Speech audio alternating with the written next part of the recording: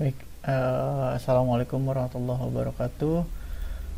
Eh, Sorry, untuk praktikum kali ini kita akan mengenal dasar-dasar tentang Python ya.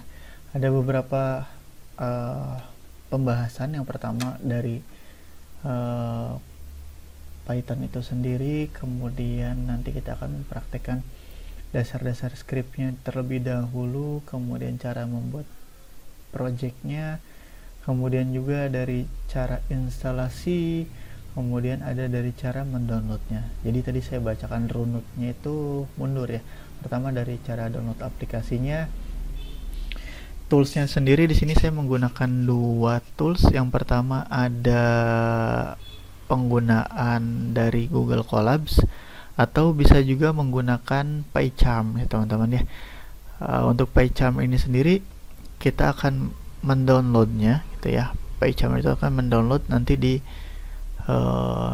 websitenya terlebih dahulu. Tapi dalam hal ini saya sudah memiliki file downloadnya. Jadi PyCharmnya tinggal dibuka saja, nanti tinggal di tinggal di dalam hal ini tinggal diinstal. Tapi saya sudah menginstalnya, jadi nanti kita langsung gampang kok instalasinya, bisa tinggal ikuti step by stepnya seperti biasa, next, kemudian OK, install, kemudian finish kayak gitu ya. Oke.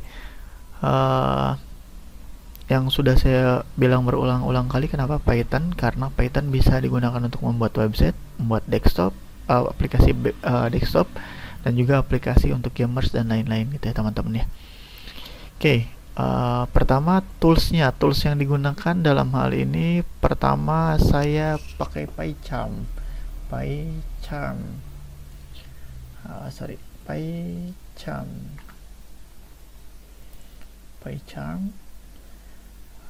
Di sini jika teman-teman belum mendownload, teman-teman bisa mengklik linknya yang ada di sini ya teman-teman ya. Bisa tinggal langsung dikopikan, kemudian copy link, dan kemudian teman-teman jalankan di web browsernya itu ya. Kemudian otomatis dia akan mendirect teman-teman untuk mendownload PyCharm. PyCharm di sini ada dua yang teman-teman bisa teman-teman lihat. Yang pertama ada professional ya, ini free trial gitu ya. Yang kedua itu hanya untuk pure Python development gitu ya, hanya untuk Pythonnya saja, karena kita di sini untuk Python gitu ya. Jadi kita belum beralih ke sini. Jika teman-teman berminat nanti ke sini, silakan gitu ya. Oke, setelah itu tinggal klik download ya. Itu otomatis dia langsung thanks for your download. Oke, karena saya sudah ada, saya batalkan ya teman-teman ya. Oke, seperti itu. Kemudian setelah di-download, maka aplikasinya tinggal di-install ya teman-teman ya. Bisa dilihat di download sini, saya sudah mendownloadnya ya teman-teman. Downloadnya ada di sini. Nah, di sini sudah ada aplikasi exe-nya ya. Saya sudah di sini. Tuh ya. Seperti itu teman-teman yang saya gunakan. Kemudian setelah itu, setelah tadi PyCharm-nya dicari, maka dia bisa sudah open seperti ini teman-teman. Sebenarnya nanti teman-teman bisa membuat file ya, ini terlalu besar, kita agak perkecil sedikit biar bisa melihat running programnya. File, kemudian new project. Nah, new project di sini teman-teman nanti bisa menamakan projectnya. Di sini pada saat instalasi ya, pada saat instalasi saya di sini menggunakan bahasa R ya teman-teman ya, R package ya, atau ada untuk bahasa pemrograman R. Tapi jika teman-teman tidak berminat, jadi tidak apa-apa, tidak usah menghiraukan atau menceklis bahasa R. Kebetulan R ini juga saya tengah pelajari gitu ya. Jadi cukup menarik. Nah, di sini ada location. Location itu dalam artian teman-teman menyimpan si filenya, ya. Filenya di sini teman-teman bisa menggunakan defaultnya itu ada di filenya itu di C, kemudian di user Kiki, kemudian PyCharm project, Python project 1. Bisa juga kita namakan ini untuk nama filenya ya teman-teman ya. Ini nama filenya. Nama filenya itu kita ganti. Misalkan karena project pertama otomatis kita langsung hello world ya. Hello world seperti itu. Hello world. Kemudian location ya, location ini foldernya nanti disimpan di mana ya? Select location for virtual environment gitu ya. Nanti disimpannya di sini karena saya tidak mau memakai space untuk sistem. Jadi saya makainya yang di drive B gitu ya. Kemudian di sini ada ini base interpreternya jangan diganti ya, karena dia akan memanggil function-function yang ada di folder ini. Nah, ini tempat instalasi awalnya gitu ya teman-teman. Kemudian create, oke. Project is either be open new window. Oke, new window. Kita jadi punya dua. Tadi saya sempat membuka awalnya ini, gitu ya. Kemudian karena sekarang kita awal membuat lagi, maka creating virtual environment gitu ya. Tunggu sebentar sampai beberapa menit. Oh, nggak sampai beberapa menit sih, beberapa detik saja ya. Tunggu dia sedang membuat virtualnya untuk grafik, untuk running segala macamnya ya teman-teman ya. Phone existing success installed Python pip 19.2.3 seperti itu teman-teman. Oke. This is okay. Ini otomatis yang tampil pada halaman awal pada saat teman-teman merunning file, membuka atau membuat file baru di PyCharm ya. Ingat, Python ini merupakan bahasa pemrograman yang open source, jadi terbuka, jadi tidak usah membeli license, dan tidak juga teman-teman harus membeli atau mengcrack ataupun mencari bajakannya teman-teman ya. Ini free gitu ya teman-teman ya. Oh ya, sebelum teman-teman menginstal PyCharm, ada satu poin yang saya tertinggal untuk menjelaskan, yaitu teman-teman harus mendownload Python itu sendiri. Jadi PyCharm ini hanya untuk merunning atau mengeksekusinya, sedangkan untuk bahasa package-nya itu adanya di Python-nya teman-teman ya. Mendownload Python itu mudah, teman-teman langsung ke web browser, ketikkan saja download Python, otomatis dia akan membawa ke www.python.org gitu ya. Teman-teman tinggal download yang update terbarunya. Sudah 3.8.5 yang terbaru sekarang itu ya. Dia sudah terbaru, nanti teman-teman bisa download di sini. Download Python 3.8.5 ini ya teman-teman ya. Seperti itu. Oke, selanjutnya setelah di-download, teman-teman install, ikutin step by step-nya, kemudian baru teman-teman bisa menggunakan si PyCharm ini sendiri ya. Kita buka lagi ke PyCharm-nya. Salah klik. Agak grogi saya. Itu ya. Baik. Ini dia. Check it out. Hello world. Oke, kita bersihkan terlebih dahulu si PyCharm help at www.jetbrain.com help PyCharm. Ini kita hilangkan dulu semuanya. Oke, kita hilangkan. Oke, teman-teman di sini bisa melihat kalau teman-teman mau meng-close si jendela project, cukup klik di sini saja, maka dia hilang. Tuh ya. Sudah hilang, maka teman-teman bisa melihat di sini jika pakai hashtag itu dibacanya sebagai komen ya teman-teman ya. Jadi tidak perlu khawatir jika memang ada tulisan this is a sample Python script gitu ya. Ini memang tidak terbaca sebagai script Python-nya. Oke. Instalasi sudah, kemudian pengenalan dari aplikasi untuk merunningnya pun sudah saya perkenalkan, yaitu pakai PyCharm. Kemudian kita full layer saja ya. Oke, full layer. Kemudian di sini ada main.py, otomatis dia akan membuat main.py. Jika memang belum ada main.py nya, tinggal klik kanan di sini teman-teman. Klik kanan di sini new ya. Ada new di sini, kemudian new file gitu ya. New file, kemudian setelah new file ini langsung ketikkan nama filenya, misalkan main.py kayak gitu. Otomatis dia akan membuat gitu ya.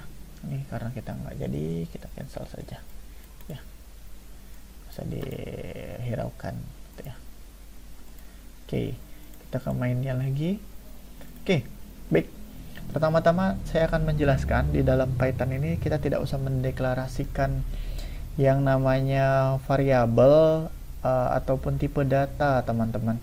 Tipe data sendiri yang ada di bahasa pemrograman itu ada integer, yaitu bilangan desimal, kemudian ada juga string untuk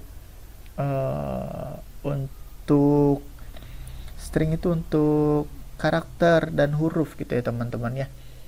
Jadi kebacanya nanti string gitu ya. Kemudian ada boolean ya. Kemudian ada juga saya lupa yang mengandung titik koma tuh apa, yang bisa mengandung titik ya teman-teman ya. Sebentar.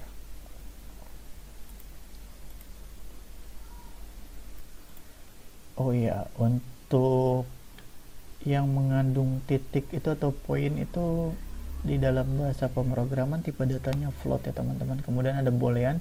Boolean itu untuk true atau false ya teman-teman, seperti itu. Baik.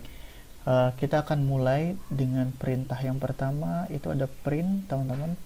Nah, di print ini dia otomatis akan apa ya, ingat di print ini untuk menampilkan jika nanti di running itu menampilkan atau memunculkan apa yang diketikkan di dalam titik dalam kurung ini. Jika dia karakter, kita mulai dari karakter terdahulu ya teman-teman ya. Ini bisa kutip 2, bisa juga dia isinya kutip 1 teman-teman. Misalkan nama saya titik 2 Kiki Ahmad gitu ya. Kemudian maka kita akan run debug main. Ini ada run main ya. Sebentar. Maka ini adalah tampilan dari terminal untuk hasil running si script yang ada di atas ya teman-teman ya. Di sini ada nama saya Kiki Ahmad ya teman-teman, tampil di sini. Plus enaknya di sini jika memang teman-teman pakai spasi, dia juga langsung menampilkan spasi teman-teman, tidak takut ada error, harus ada menambahkan backslash dan lain-lain untuk dia enter dan lain-lain gitu ya. Oke, ini bisa di minimize, kemudian nanti kita bisa running kembali gitu ya, minimize. Kemudian di sini di enter, misalkan yang kedua yaitu print pakai kutip 2 ya, kita pakai kutip 2, kita jajal apakah berjalan atau tidak. Saya siap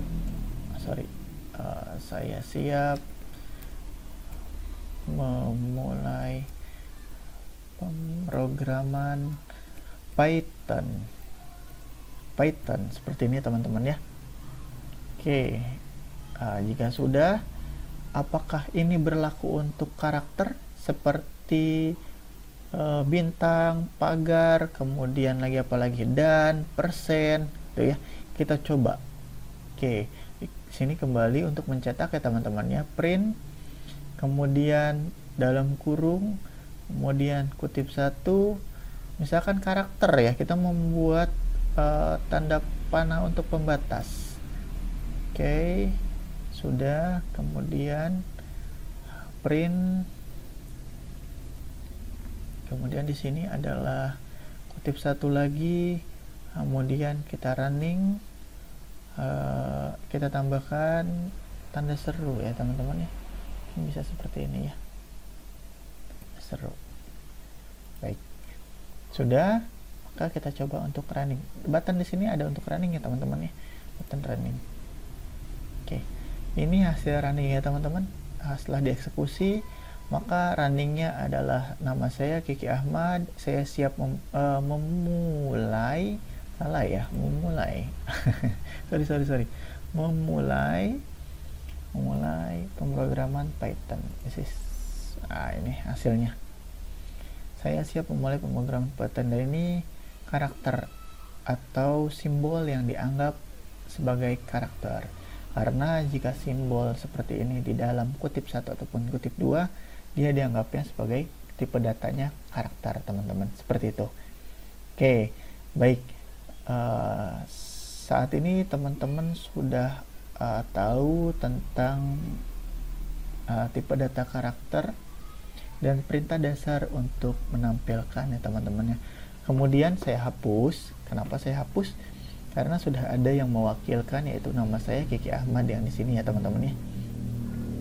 Selanjutnya kita akan menampilkan tipe data integer teman-teman. Oke, kenapa saya taruh di atas? Karena kita harus memberi nilai pada variabel, seperti misalkan di sini nomor sama dengan spasi sama dengan 10 ya. Maka di sini print kemudian nomor gitu ya, print nomor. Nah, gimana hasilnya teman-teman kira-kira? Apakah ini akan muncul si angka 10 atau ini akan muncul hasil lain? Kita eksekusi teman-teman. Loh, kok di sini nama saya Kiki Ahmad, kemudian yang muncul di sini kok nomor, tapi di sini kita deklarasikan bahwa nomor di sini adalah isinya 10. Oh iya, tentu saja yang perlu teman-teman ketahui, jika untuk menampilkan tipe data selain char gitu ya, atau selain karakter, selain string, itu teman-teman bisa menghapus si tanda petiknya teman-teman. Jadi nomor ini menjadi seolah-olah print atau cetak, memanggil si variabel dari nomor tersebut, value-nya berapa, seperti itu. Mari kita buktikan. Oke, ini hasilnya ya teman-teman ya. Hasilnya adalah 10. Karena kita sudah deklarasikan bahwa di sini adalah si nomor tipe datanya desimal, kemudian isinya atau value dari si variabel nomor itu adalah 10 ya teman-teman ya. Seperti itu teman-teman cara menampilkannya.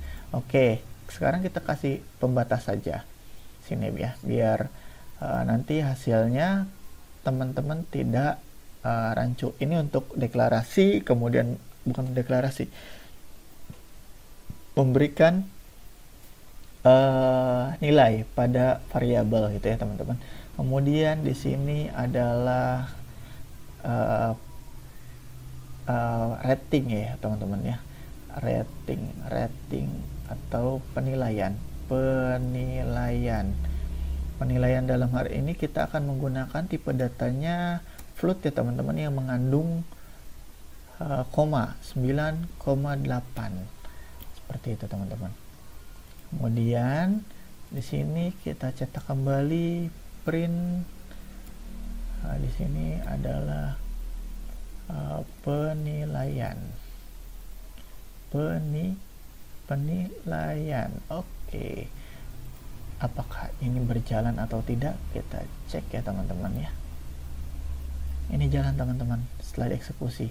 Nah, enaknya di bahasa pemrograman Python ini teman-teman, tidak lagi kita harus mendeklarasikan bahwa penilaian ini variabel penilaian tipe datanya adalah float, seperti itu, tidak. Atau nomor tipe datanya adalah integer, tidak seperti itu teman-teman. Tapi dia tinggal eksekusi dan dia bisa mengenali bahwa oh, si penilaian dikasih value atau dikasih isi 9,8, otomatis dia nilainya atau tipe datanya adalah float ya teman-teman, seperti itu teman-teman. Baik, setelah ini selesai semua itu ya teman-teman ya, setelah ini selesai semua, kali ini saya minta teman-teman mempraktekannya satu persatu teman-teman ya. Praktekkan satu persatu, jangan sampai teman-teman hanya menonton saja tapi tidak mempraktekannya. Ini ada merah apa di sini? Oh, hanya diklik aja ya, hilang untuk sebagai penanda gitu ya. Oke, baik teman-teman, seperti ini paling yang untuk dasarnya. Kemudian ada lagi di sini adalah yang tipenya true dan false. Jika terdapat bukan jika terdapat, untuk penamaan teman-teman, untuk penamaan karakter pada sorry ini agak ngelag sebentar, karena saya sambil merunning ini ya teman-teman ya, sambil merunning recordingnya. Bentar. Baik, dilanjut. Tadi agak sedikit trouble si Pak Icham ya. Sekali lagi dibahas bahwa pertama itu ada tipe data integer, kemudian ada float, kemudian ada boolean ya. Ini kemudian terakhir yaitu ada string ya teman-teman ya, yaitu tipe datanya bisa karakter, bisa kalimat ya teman-teman. Yang kedua, misalkan kita inputkan rating ya, rating, kalau nggak rating berarti tadi apa ya selain rating ya, rating kita deklarasikan di sini adalah 8,9. Kemudian di sini ada seolah-olah jika dia adalah member baru maka dia akan dieksekusi, jika dia bukan member baru dia akan false gitu ya. Misalkan member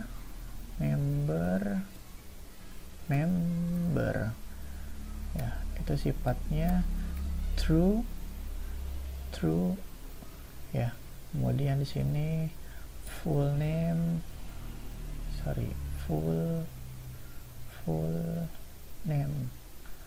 name atau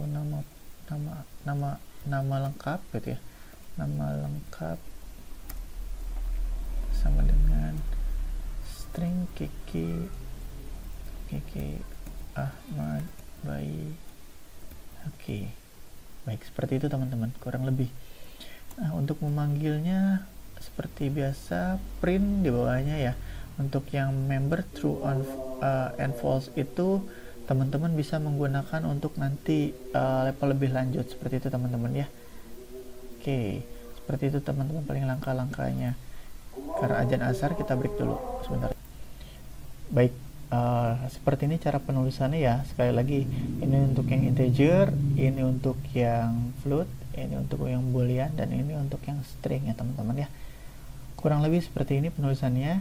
Baik, setelah ini kita akan membahas perihal yang pertama itu cara penginputan. Jadi tentu saja kalau ini kan diinputkan atau diberi nilainya dengan cara yaitu ditanamkan di programnya ya teman-teman. Seperti contoh di sini print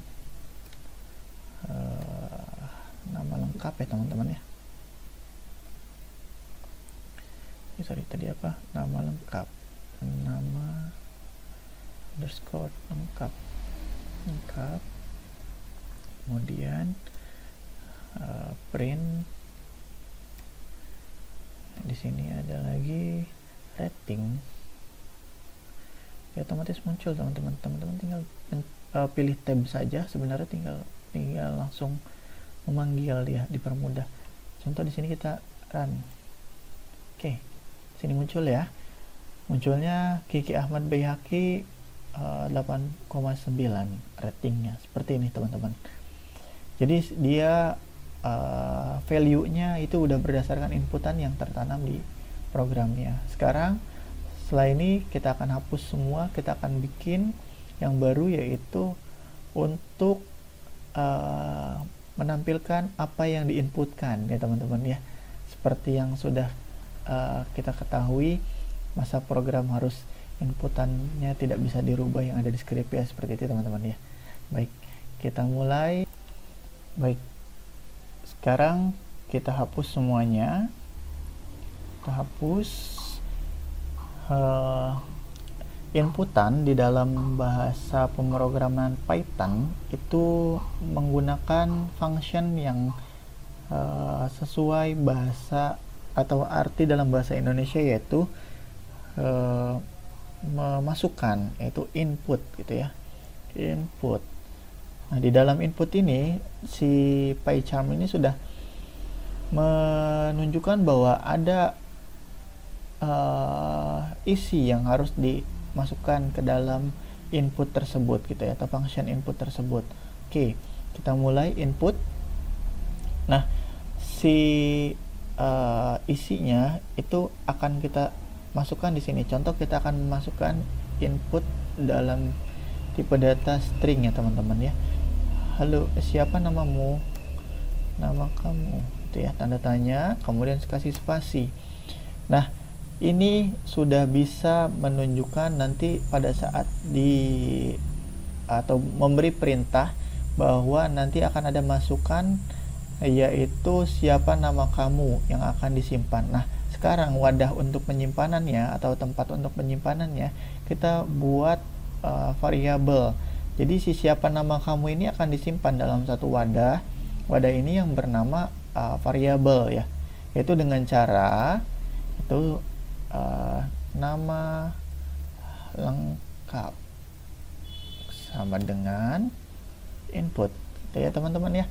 Jadi si function input ini yang akan teman-teman ketikkan pada saat di running, yaitu nama lengkap teman-teman di sini ya. Jangan lupa kasih spasi atau jarak agar teman-teman bisa mengetikkannya tidak menempel dengan tanda tanya gitu ya. Akan disimpan di dalam nama lengkap. Nah, kemudian setelah itu, seperti function yang sudah dipelajari sebelumnya, yaitu untuk menampilkan apa ya, print ya teman-teman ya. Print, apa yang di print ya, tentu saja yang di print adalah si nama lengkap. Oke, seperti ini kurang lebih teman-teman ya. Nanti yang akan muncul yaitu si nama lengkap aja ya teman-teman ya. Contoh di sini. Oke, sini ya, siapa nama kamu gitu ya, Kiki Ahmad gitu ya. Enter Kiki Ahmad, maka otomatis telah disimpan ke dalam variabel ini, maka dia akan otomatis di sini akan menampilkan Kiki Ahmad seperti itu teman-teman. Oke, kurang lebih yang bisa ditampilkan itu seperti itu untuk input string ya. Bisa juga teman-teman menambahkan misalkan halo gitu ya, tanda kurung hilang ya, kutip satu halo gitu ya, kutip lagi, kemudian tanda plus, kemudian spasi, halonya kasih spasi, halo. Maka di sini akan muncul seperti apa, kita lihat. Siapa nama kamu? Misalkan di sini adalah Ronaldo ya. Sorry, pointernya menghalangi ya. Ronaldo. Halo Ronaldo. Nah, di sini ada tambahan halo. Ini dalam artian seperti ini. Kita bisa menambahkan kata tambah ataupun string tambahan agar kita bisa menampilkan si string itu ditambah dengan kata inputan yang sudah kita kasih di atas. Seperti itu teman-teman. Oh ya, satu hal yang perlu teman-teman ketahui, dalam bahasa pemrograman Python ini, Python akan mengambil inputan terakhir yang diinputkan dan akan menampilkan inputan terakhir tadi. Seperti contoh di sini nominal yang seperti tadi ya, sama dengan 10. Kemudian di bawahnya nominal sama dengan 20 ataupun 50 ya teman-teman ya. Maka pada saat dicetak print nominal Maka yang akan tampil yang mana kira-kira? 10 atau 50? Kita lihat. Siapa nama kamu? Kiki Ahmad. Kemudian halo Kiki. Kemudian yang muncul adalah 50. Seperti itu teman-teman. Baik, yang perlu teman-teman ketahui juga, selain Python itu akan menampilkan hasil akhir ataupun yang terakhir kali diinputkan, Python juga bisa atau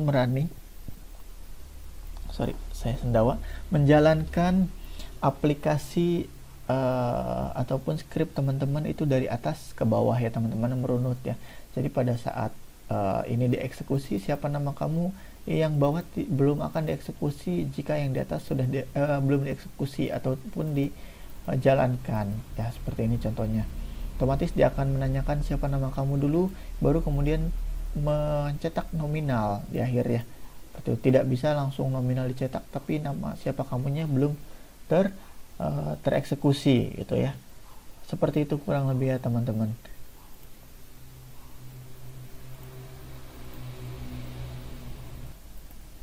Oke, yang tadi sudah dilakukan, sekarang kita hapus dulu. Kita masih membahas perihal inputan yang di sini, yaitu dalam hal string ya teman-teman, tipe datanya.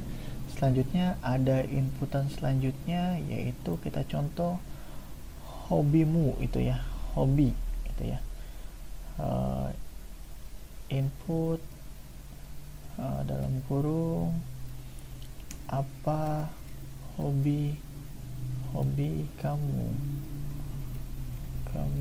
kemudian tanda tanya spasi. Nah, itu dimasukkan ke dalam sini, yaitu hobi ya teman-teman ya. Hobi karena sifatnya case sensitif, jadi jangan sampai salah memanggil variabel gitu ya teman-teman ya. Kemudian print halo, nama lengkap, kemudian atau kalau enggak ini langsung nama lengkap gitu ya. Halo, nama lengkap, kemudian ada plus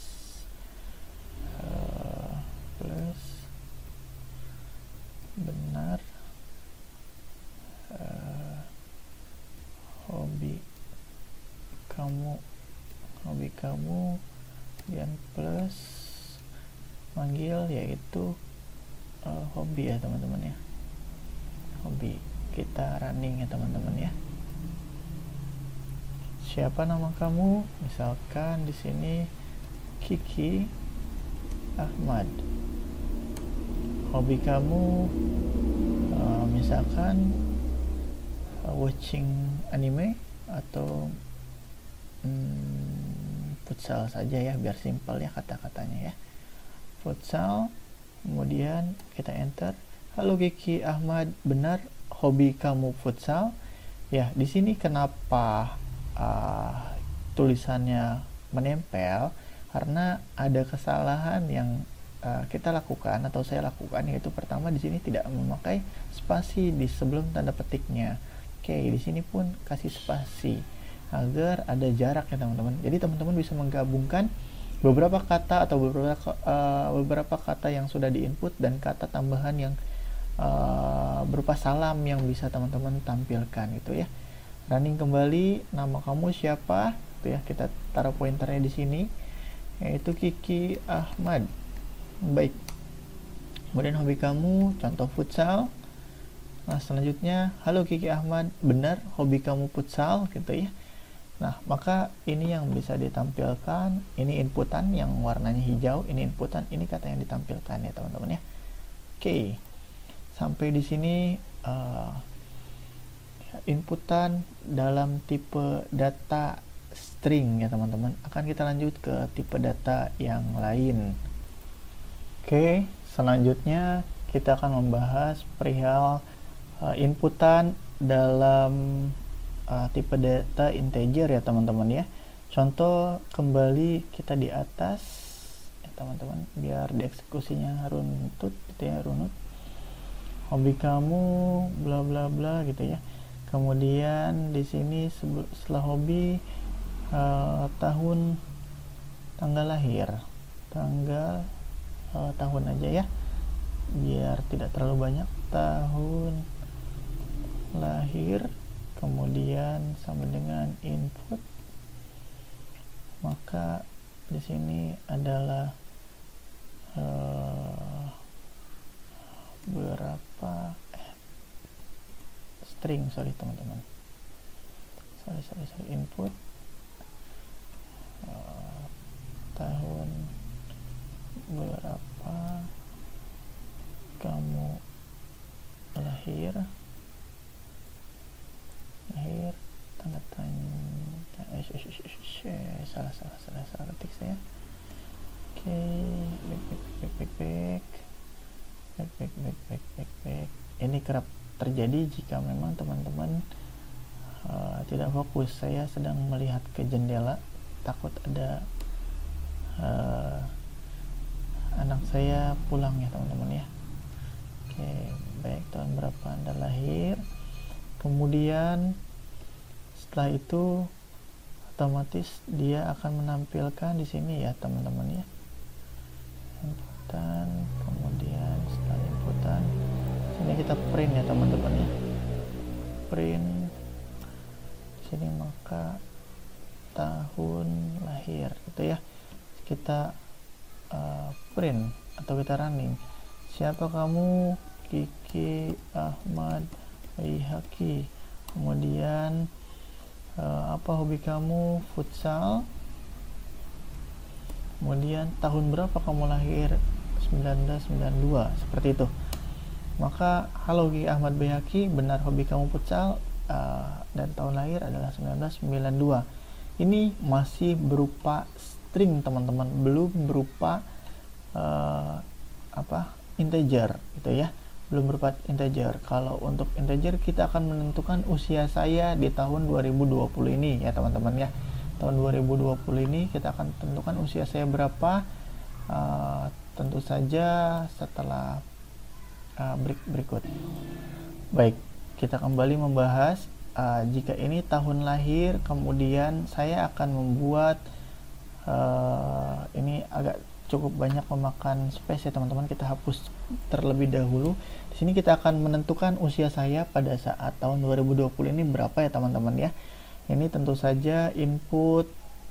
Nah, di sini tahun lahir berapa, tahun lahir gimana ya, input tahun lahir Anda tanda tanya kemudian spasi.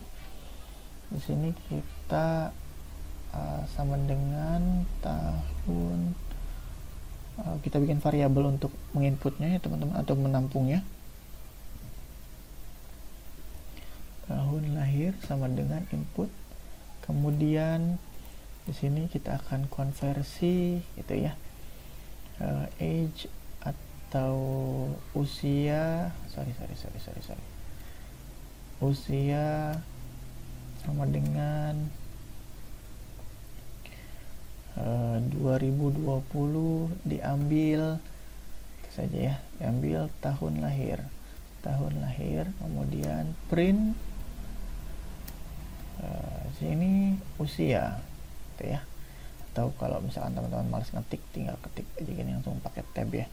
Oke, apa yang akan terjadi dengan perintah ini ya teman-teman ya, kita lihat apa yang bakal terjadi. Bentar, ini dikecilkan, kita running. Tahun lahir Anda 1992. Oke. Oh, ternyata terdapat error teman-teman di sini. Oke, di sini ada keterangan ya teman-teman. Jika teman-teman nanti proyekannya sudah banyak, teman-teman bisa mengecek ya teman-teman ya, bisa mengecek file yang errornya di mana, yaitu ada di user Kiki, kemudian PyCharm project, kemudian Python project, ada main.py. Jika memang file yang sudah banyak, misalkan ada main, ada frame, ada lain-lain, nanti bisa kedetek itu adanya di file yang mana. Di sini ada error di line 3, kita lihat dari sini ya, 1, 2, 3. Oke, di rumusan yaitu tahun 2020 dikurangi tahun lahir.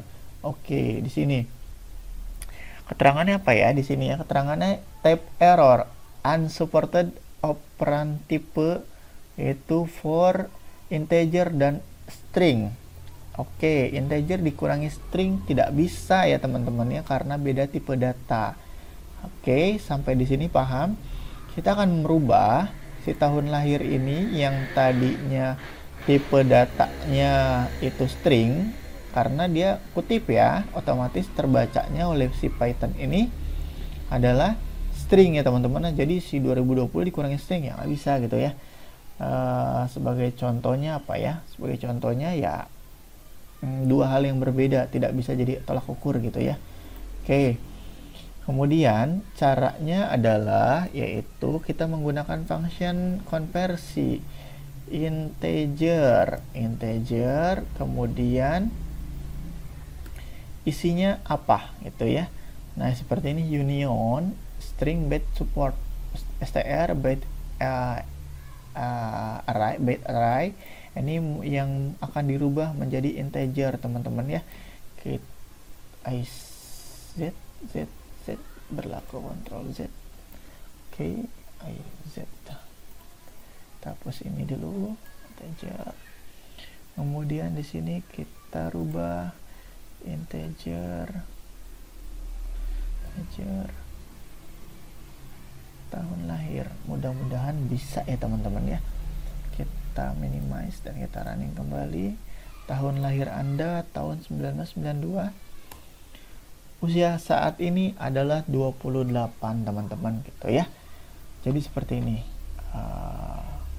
Usia saya gitu ya. Print usia sama dengan 28 gitu ya. Jadi tahun sekarang dikurangi tahun lahir. Nah, ini cara mengkonversikan agar kedua-duanya bisa diproses ya teman-teman, bisa dieksekusi. Yaitu kita rubah yang tadinya string menjadi integer. Seperti itu praktikum kita ya teman-teman ya. Mudah-mudahan dapat dipahami atau teman-teman bisa mencari tahu tipe datanya apa.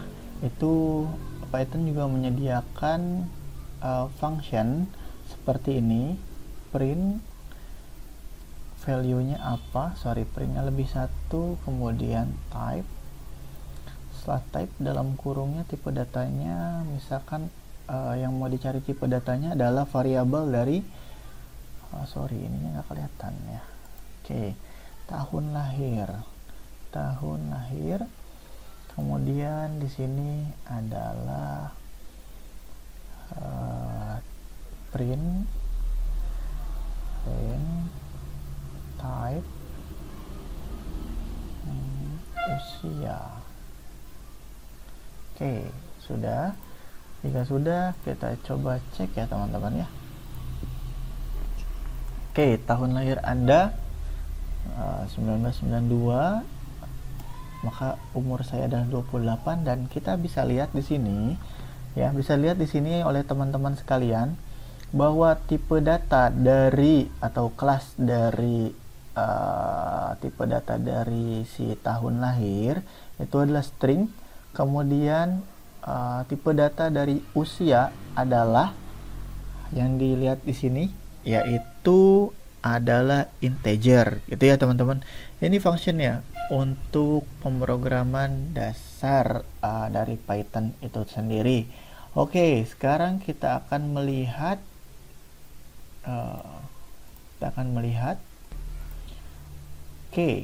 kita akan melihat tugas individu teman-teman. Baik, tadi saya sudah menjelaskan beberapa poin, yaitu dari cara instalasi, kemudian ada solusi kalau tidak punya PyCharm bisa pakai Visual Studio, bisa juga teman-teman menggunakan Google Colabs ya teman-teman ya.